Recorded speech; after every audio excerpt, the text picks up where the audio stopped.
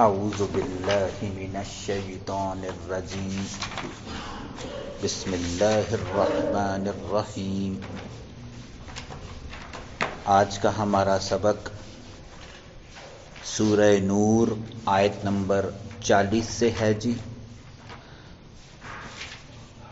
39 number آیت میں اللہ تبارک و تعالیٰ نے کفار کے اعمال کی مثال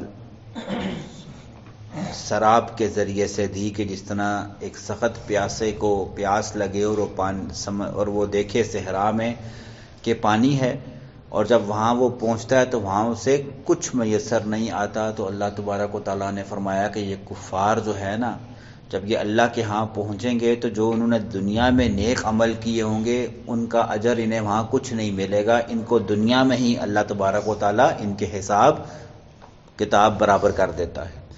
اسی طرح کی اللہ اب ایک دوسری مثال دے رہے ہیں کہ جہالت کے اندھیرے، شرک کے اندھیرے، بدعات کے اندھیرے، یہ کس طرح انسان کے عمل کو تباہ اور اکارت کرتے ہیں، اس کا تذکرہ آج کی ایک اور مثال میں جو ہے کفار کے حوالے سے اللہ تبارک و تعالیٰ بیان کرتے ہیں۔ او یا یعنی یہ دوسری مثال ہے، کا ظلماتن کہ جیسے اندھیرے ہوں، فی بحری بحر کے اندر، سمندر کے اندر، لجین بہت گہرے، جس طرح سمندر کی گہرائی بہت گہری ہوتی ہے اور سورج کی روشنی ایک خاص حد تک ہی سمندر کے پانی تک جا سکتی ہے، اس کے بعد نیچے جتنا مرضی سمندر اوپر سورج چمک رہا ہو، سمندر کے اندر سورج کی روشنی ایک خاص حد تک ہی جا سکتی ہے، اس سے نیچے نہیں جا سکتی، اس سے نیچے اندھیرے ہی اندھیرے ہیں۔ تو اللہ نے کہا اس کی مثال اس طرح سمجھ لو کہ جیسے بہت گہرے سمندر میں اندھیرے ہی اندھیرے ہوں، یغشاہ موجن ڈھانپ رکھا ہو ایک موج نے، من فوقہ اس کے اوپر، موجن ایک دوسری موج، دوسری لہر، جس طرح ایک لہر کے اوپر دوسری لہر، دوسری لہر کے اوپر تیسری لہر، تیسری لہر کے اوپر چوتھی لہر، اتنی زیادہ لہریں جب ایک دوسرے پر آتی ہیں تو واٹر تھک ہو جاتا ہے، موٹا ہو جاتا ہے اس کی موٹائی، اور پھر کوئی روشنی سمندر کے اندر جا نہیں سکتی۔ اسی طرح سمجھ لو، اور پھر من فوق ہی ان تمام لہروں کے اوپر سحابن بادل ہو، بادلوں کی گہرائی ہو، یعنی کہ اندھیرے در اندھیرے اور پھر بادلوں کے بھی گہرائی والے اندھیرے۔ ظلماتن یہ اندھیرے ہیں، بعدھا ایک دوسرے بعض میں سے، فوق بعض جو ایک دوسرے کے اوپر ہیں، ایک دوسرے کے اوپر اندھیروں کی تہیں در تہیں در تہیں ہیں، کہ اتنا اندھیرا ہے کہ اذا اخرجا کہ جب کوئی نکالے، یدہ اپنے ہاتھ کو، لم یکد تو قریب ہے کہ وہ نہیں، یراہو اس کو دیکھ سکے، یعنی کہ اتنا اندھیرا ہو کہ انسان کو اپنا ہاتھ بھی نظر نہ آتا ہو۔ یہاں مثال دی ہے جہالت، شرک، بدعات، یہ ایسے اندھیرے ہیں کہ جس طرح انسان کو اتنے اندھیروں میں اپنا ہاتھ نظر نہیں آتا، ان کو ان اندھیروں میں قیامت کے دن اپنی نیکی کہیں ان کو نظر نہیں آئے گی، وہ سب دنیا میں برابر ہو چکا ہوگا۔ پھر فرمایا وَمَن لَّمْ يَجْعَلْ اور جس کے لیے نہیں بناتا اللہ لہو نوراً کوئی نور، جس کے لیے اللہ نے دنیا میں نور نہیں بنایا، یعنی کہنے کا مطلب ہے اس کو دنیا میں ہی اس کی بدعمالیوں کی بنا پر اس کو نور ہدایت میسر نہیں آیا نا، فما لہو من نور تو قیامت کے دن بھی اس کے لیے کوئی روشنی نہیں ہوگی۔ دنیا میں وہ خوب بے ہدایتہ رہا، اس کے سامنے توحید سنائی جاتی رہی، بتائی جاتی رہی، لیکن اس کے باوجود وہ اس سے منہ موڑتا رہا، پیٹ پھیرتا رہا، اندھیروں میں رہنا پسند کیا، تو پھر اللہ نے، یعنی کہ ہاں کہنے کا مطلب ہے کہ اس نے خود یہ راستہ اختیار کیا اندھیروں کا، تو پھر اللہ نے ان کے لیے دنیا میں بھی اندھیرے رکھے، اور جب قیامت کے دن مر کر آئے گا اللہ کے ہاں بھی اس کے لیے کوئی روشنی والا معاملہ نہیں ہوگا جی۔ الم ترا کیا تو نے نہیں دیکھا، ان اللہ کے بے شک اللہ، یسبح لہ جو کچھ بھی ہے تسبیح بیان کرتا ہے اس کی، من فی السماوات جو کچھ آسمانوں میں ہے، والارض اور زمین میں، جو کچھ آسمانوں اور زمینوں میں ہے چرند پرند جانور انسان تمام مخلوقات ہر چیز ہر جمادات وہ سب کی سب اللہ کی تسبیح اور پاکی بیان کر رہی ہے. والطیر اور پرندے صافات جو پر پھیلائے ہیں وہ بھی. اچھا پیچھے اللہ نے تمام مخلوقات کا تذکرہ کیا اور الگ سے پرندوں کا تذکرہ کیا. اس کی وجہ یہ بتائی گئی ہے کہ جس طرح پرندے تمام مخلوقات میں سے سب سے یونیک ہیں جی. یونیک کیسے کہ دنیا میں اور کوئی مخلوق ہے جو اڑتی نہیں ہے, یہ واحد ہیں جو کیا کرتے ہیں جی, اڑتے ہیں جی. پیچھے تمام کا تذکرہ بھی کیا اور اسپیشل پرندوں کا تذکرہ کیا کہ یہ جس طرح کہ یہ یونیک ہیں کہ دنیا میں یہ بھی تو جاندار ہے نا, ٹھیک ہے, اور کوئی جاندار اڑتا نہیں ہے. پرندے جو ہیں وہ پر پھیلائے ہوا میں اڑتے ہیں. کلن یہ سب کے سب, ٹھیک ہے, قد علیما البتہ تحقیق جانتے ہیں, صلاتہ اپنی نماز کو بھی, و تسبیحہ اور اپنی تسبیح کو بھی. اللہ نے ان کو یہ کیسے نماز پڑھنی ہے یہ بھی سکھا رکھا ہے اور یہ کیسے تسبیح کرتے ہیں یہ وہ بھی جانتے ہیں. مطلب یہ کہ سب جہاں پرندے بھی, جانور بھی, پتھر بھی, درخت بھی, ہم پیچھے سن کر آئے اللہ نے کہا یہ درخت کیا ان کے سائے بھی اللہ کو سجدہ کرتے ہیں. یہاں پیچھے سن کے آئے نا, یہاں پہ سجدے والی آیت تھی, اللہ نے کہا تھا کہ تم کہتے ہو جمادات درخت یہ تو سجدے اور تسبیح کرتے ہی کرتے ہیں, ان کے سائے بھی صبح اور شام کیا کرتے ہیں, اللہ کے ہاں سجدے کرتے ہیں.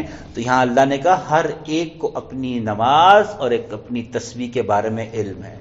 اس کا دوسرا مطلب ہے کہ اللہ نے ہمیں آئینہ دکھایا ہے کہ ان جانوروں کو عقل نہیں ہے, اس کے باوجود یہ اللہ تعالیٰ کے لیے نماز بھی ادا کرتے ہیں اور تسبیح بھی پڑھتے ہیں. تو اے عقل والو انسانوں, تم تو اشرف المخلوقات ہو, تم اتنی عقل رکھنے کے باوجود اگر نماز نہ پڑھو اور اللہ کی تسبیح بیان نہ کرو تو پھر تم جانوروں سے بھی بدتر ہو. یہ سورہ انعام میں اللہ تعالیٰ نے بتا دیا, بل ہم اضل, کہ جانور بھی اپنی نماز اور تسبیح جانتے ہیں, اور ایسا انسان جو اپنی نماز اور تسبیح سے غافل ہے اللہ کے ہاں وہ جانوروں سے بھی کیا ہے جی, بدتر ہے.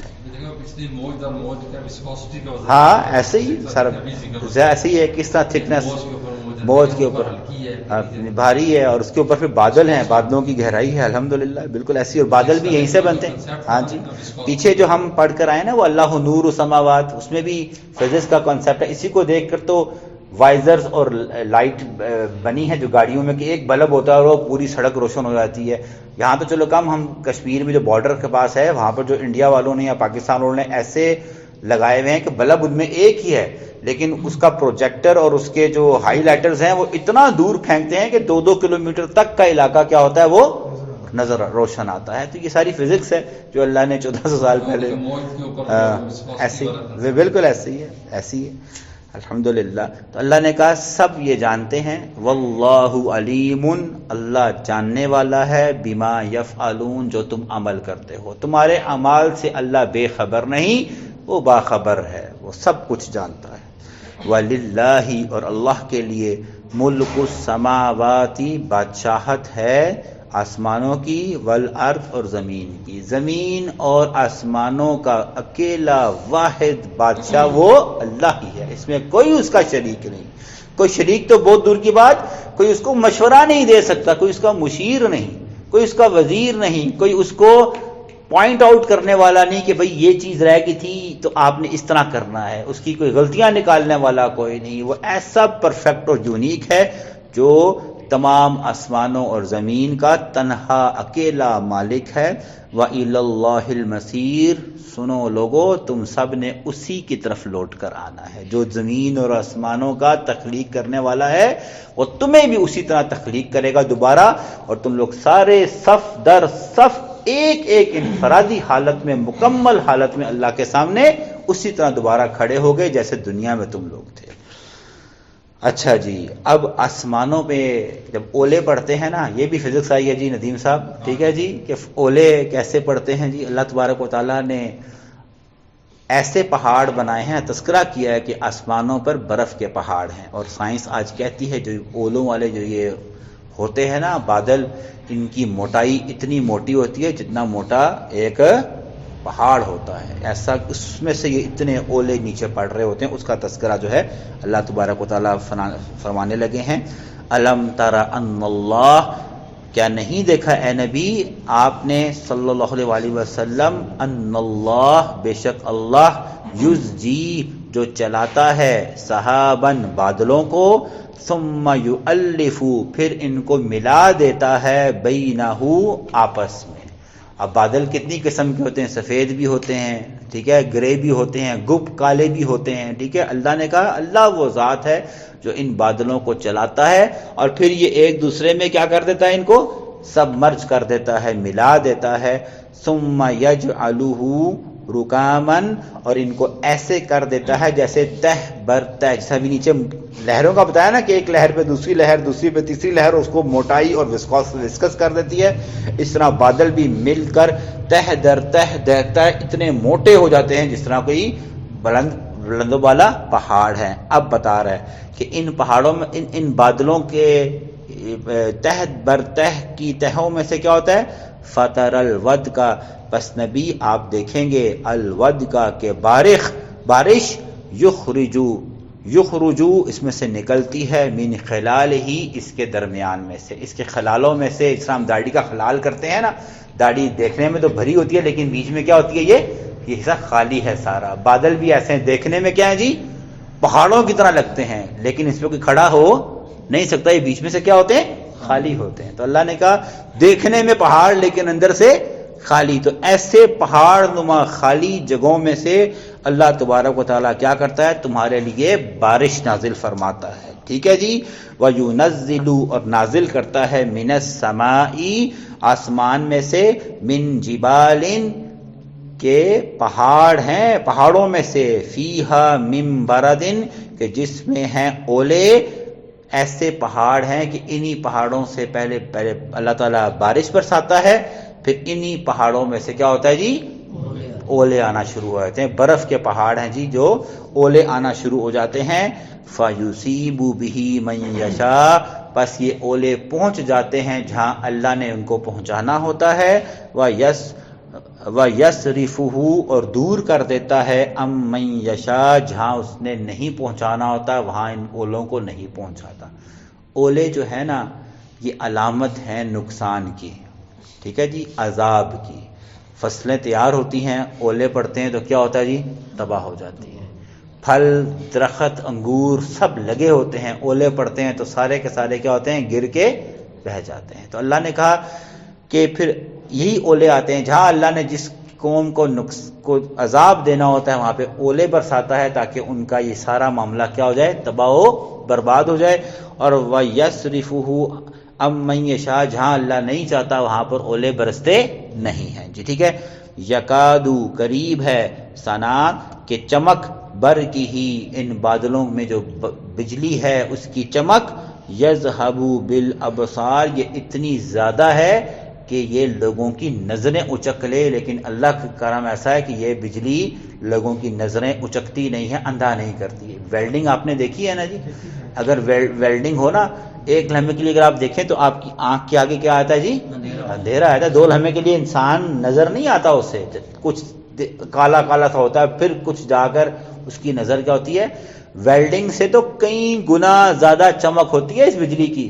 لیکن اللہ نے کہا کہ دیکھو ویلڈنگ جو زمین پہ تم کرتے ہو، تمہاری آنکھیں جو ہیں وہ چندھیا جاتی ہیں، یہ آسمانی بجلی ہے جو تمہیں اندھا نہیں کرتی. ہاں جس کو اللہ نے عذاب پہنچانا ہو اس کا الگ معاملہ ہے، لیکن یہ برج کڑکتی ہے، چمکتی ہے، لیکن یہ تمہیں اندھا نہیں کرتی جی. آخری آیت جی، یہ بھی فزکس آ گئی. یقلب اللہ، الٹ پلٹ کر دیتا ہے اللہ، اللیل، رات کو، والنہار، دن سے. یہاں پر تبدیل کا مطلب نہیں ہے کہ ایک رات آتی ہے پھر کیا آتی ہے، دن آتا ہے. یہاں الٹ پلٹ ہے. کیا مطلب ہوگا، کبھی رات لمبی ہوتی ہے، چند ہی مہینوں بعد رات چھوٹی، اور اس وقت رات چھوٹی تھی اور کیا ہوتا ہے جی، الٹ پلٹ کر دیا. دن لمبا، اس کو الٹا کر دن چھوٹا کر دیا. رات لمبی اور اس کو الٹا کر رات کو چھوٹا کر دیا. اللہ نے کہا الٹ پلٹ کر دیتا ہے اللہ تعالیٰ رات اور دن کو. ان فی ذالک اس میں تمہارے لیے لعبرۃ بہت بڑی نشانی ہے لأولی الابصار ایسے لوگوں کے لیے جو دیکھنے والے ہیں سمجھنے والے ہیں. تبھی اللہ تبارک و تعالیٰ نے نا سورہ الرحمن ہے غالباً کہا رب المشرقین و رب المغربین. اللہ نے کہا دو مشرقوں کا رب اللہ ہے اور دو مغربوں کا رب اللہ ہے. تو اس وقت نا لوگوں کو جب سائنس نہیں تھی لوگ کہتے تھے یار یہ آیت کیا ہے جی یہ تو غلط ہے, مشرق تو ایک ہے اور مغرب بھی ایک ہے. اب سائنس سمجھ آتی ہے کہ جس دن لمبا ہوتا ہے نا اس وقت سورج اس کونے سے نکل رہا ہوتا ہے, جب دن چھوٹا ہوتا ہے تو اس کونے سے نکلتا ہے. غروب ہوتے وقت جب دن لمبا ہوتا ہے تو وہ اس کونے میں جا کر غروب ہوتا ہے, اور جب سردیاں ہوتی ہیں تو قریب کے کونے میں جا کر غروب ہوتا ہے. تبھی اللہ نے کہا دو مشرق ہیں اور دو مغرب ہیں جو دنوں کو لمبا اور چھوٹا اور راتوں کو لمبا اور چھوٹا کر دیں. یہ اللہ تعالیٰ نے کہا عقل والی بات ہے کہ کس طریقے سے چلتا آ رہا ہے اور کس طریقے سے ایسا ہوتا جا رہا ہے. اس ہمارے لیے اللہ نے عقل رکھی ہے. اے ایمانوں والو اللہ ہمیں بھی عقل عطا فرمائے جی.